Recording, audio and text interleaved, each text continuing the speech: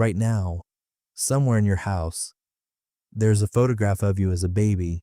You have seen it 100 times. You know the day it was taken. Maybe even the room, the people standing just outside the frame, but you don't actually remember any of it. Someone told you the story so many times that it became a memory you never had. Strange, isn't it? You can recall your 7th birthday in vivid detail, but the first 3 years of your life are almost completely gone. The real answer for why is far stranger than simple forgetting. Your brain wasn't broken back then. It wasn't empty either. It was building something far more complicated than memory. It was building you. Scientists call this gap infantile amnesia. Sigmund Freud noticed it over a century ago, though his explanation that children repress early memories out of unconscious conflict turned out to be almost entirely wrong. The real cause has nothing to do with repression. It has to do with construction. Think of your brain as a house being built.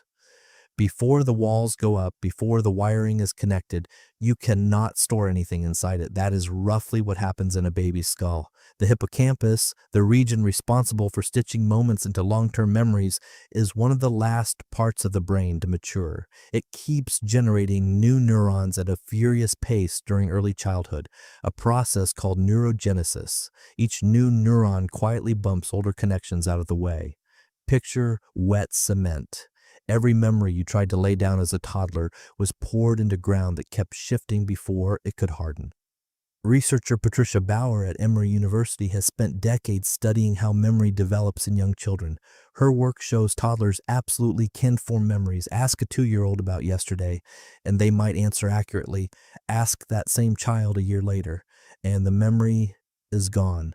The encoding works. The long-term storage does not yet. Why would evolution allow this? Because forgetting wasn't the cost. Forgetting was the price of building a working brain at superhuman speed. In the first year alone, a baby's brain roughly doubles in size.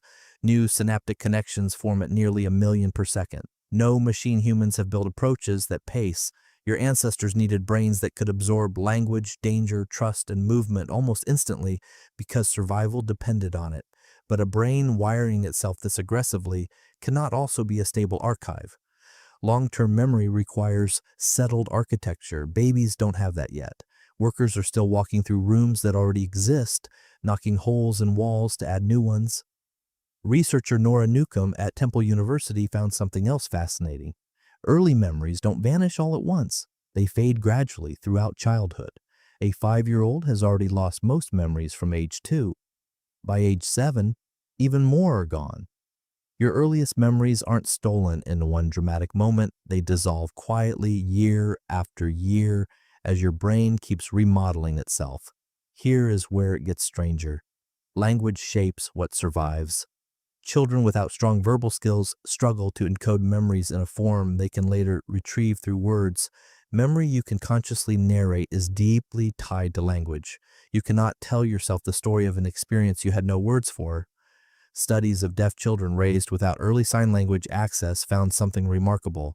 Their earliest retrievable memories often begin later, clustering closer to the point they gained fluent language. The story of your childhood depends on having had the words to write it. Your brain also needed a stable sense of you before it could organize memories around that self. Infants lack a fixed sense of continuous identity.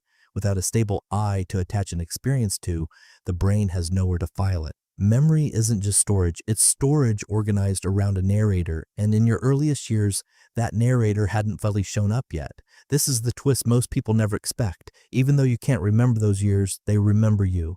The attachment patterns formed in your first 2 years, whether your cries were answered consistently or unpredictably, shape how you handle relationships decades later, often without you ever consciously recalling the original moments. Psychologist Mary Ainsworth's research on infant attachment in the 1970s demonstrated this directly. Babies in her famous strange situation experiments developed distinct patterns of trust and anxiety based on early caregiving, patterns researchers later found persisting into adult relationships.